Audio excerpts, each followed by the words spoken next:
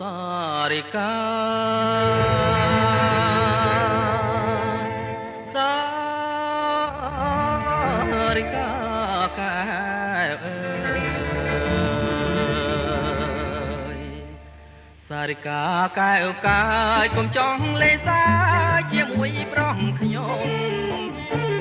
សារិកាកែវកាយកុំចង់លេសាជាមួយប្រុសខ្ញុំខំរឹតតែកាយកែខ្លួនក្រមុំរឹតគូតឡើងក្បំទ្រូងឡើងស្រួចងយ៉ាប់តែខ្ញុំឃើញស្រីបានព្រមចារីតាំងអីចង្រៃវិយោយ៉ាប់តែខ្ញុំឃើញស្រីបានព្រមចារីតាំងអីចង្រៃវិយោក្រមុំត្បាញអាយមេម៉ាយវឹកវណាត់ឲ្យខ្ញុំមកស្រីដេកអោប្តី